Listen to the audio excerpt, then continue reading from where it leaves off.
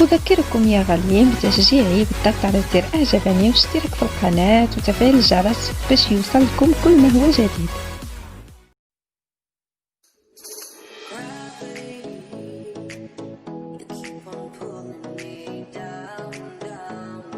السلام عليكم يا غاليين يا غالياتي، كنتمنىكم تكونوا بألف خير.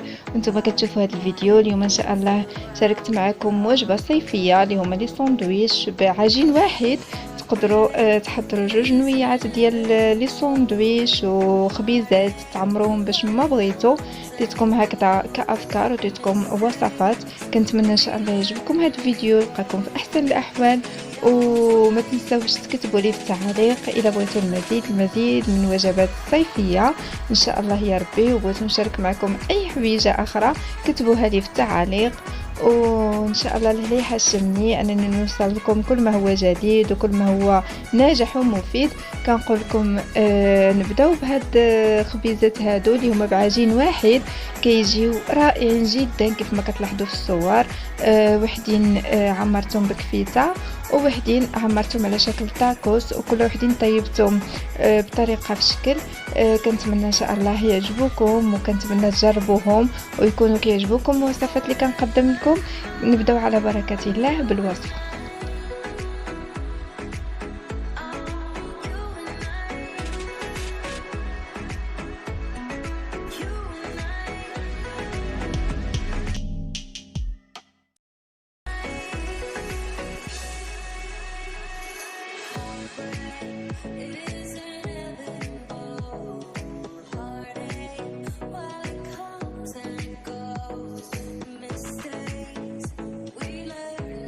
يعني بسم الله على بركة الله. غادي نحتاجو 4 كيلو من الفينو، وغادي نحتاجو ملعقة صغيرة من الملح، ملعقة كبيرة من سكر حبيبات، ملعقة صغيرة من خميرة الخبز، وغنحتاجو نصف كيلو من الدقيق الأبيض اللي هو مضاعف الحجم على الفينو.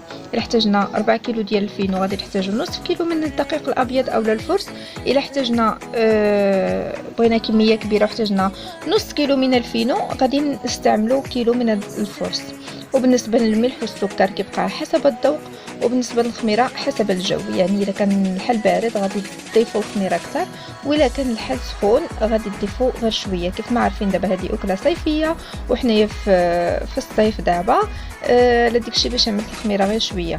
هنايا مزجت الدقيق الابيض مع الفينو، ومزجت السكر مع الخميره ديالنا. غادي نضيف لها الماء الدافئ باش نخليهم يتفاعلوا شويه، وغادي نخلط الملح بعيد على الخميره باش هكذا نخليو الخميره ديالنا تعمل الدور ديالها.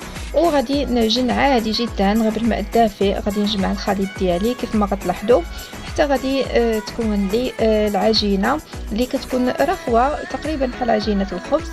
انتم غتلاحظوا في الفيديو ان شاء الله اوريكم القوام ديالها كيفاش غتكون.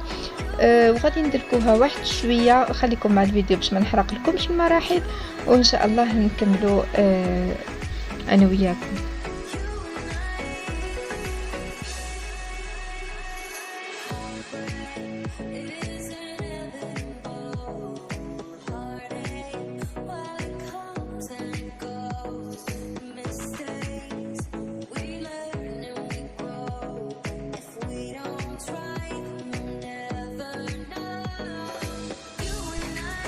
هنا كيف ما لاحظتوا انني جمعت العجين ديالي.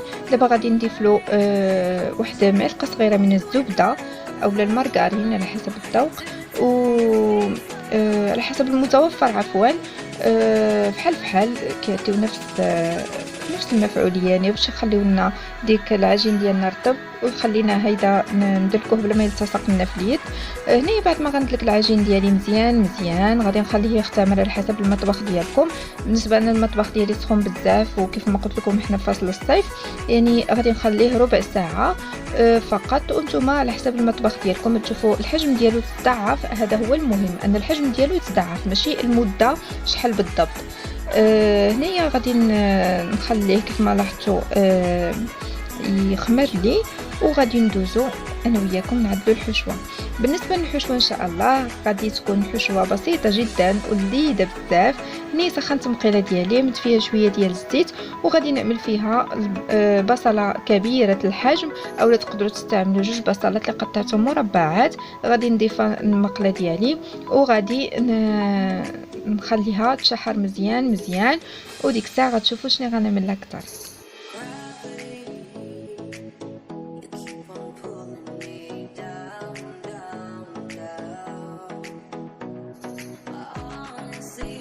هنايا بعد ما تشحرت لي البسيله ديالي كيف ما لاحظتوا شبرت لي ديك اللوين الذهبي وطاحت، ما بقاتش هكاك شبره راسها.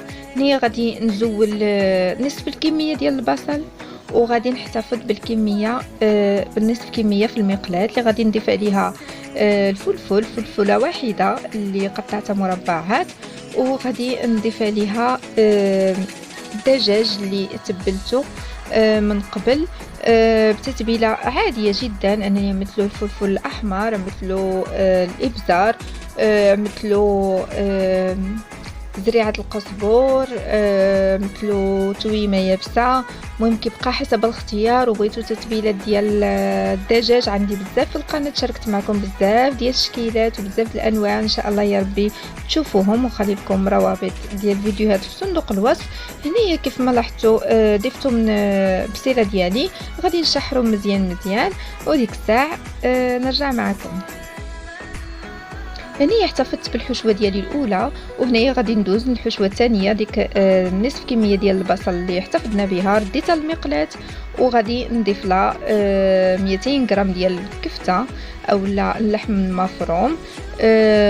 ما مثلو حتى شي تتبيله الصراحه، خليته كيف ما هو. وغادي نضيف له شويه ديال الكمون وشويه ديال الابزار، وغادي نشحرو مع البصيله، وغادي نحتفظ بالحشوه ديالي الثانيه.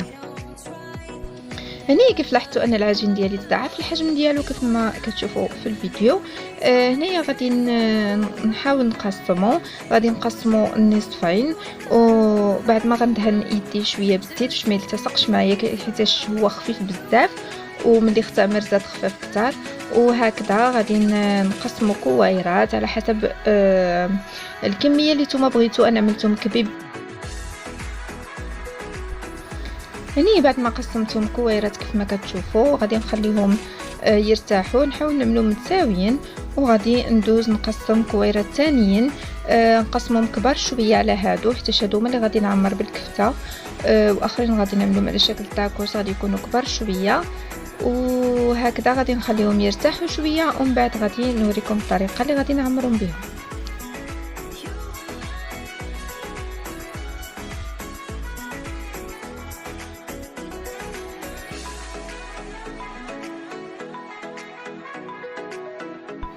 هني على طاولة العمل غادي نرش شويه ديال الدقيق بعد ما ارتاحوا لنا شويه الكويورات ديالنا، وغادي نهز الكويوره الاولى اللي غادي نطلقها كيف ما لاحظتوا، غنطلقها بشكل طولي، وغادي نعمرها بالحشوه اللي عملنا ديال الكفته وبصيله، وغادي نستعمل حتى شويه ديال الجبن ادام اللي حكيته، وغادي نضيفو هكذا من الفوق باش يعطينا حتى هو يطلق لنا الطيبه ديالو مع كفيته كيجي ملائم جدا. وغادي نلويها على شكل باغيت اولا بحال كميره، غادي نلويها على 3. غادي نشدها مزيان باش ما تخرجليش الحشوه ديالي بعد ما تختمر لي اولا ملي تكون في الفرن كتكبر. هنايا غادي نعملها بشكل طولي كيف ما لاحظتوا، وغادي نغطيهم ونخليهم يخمروا.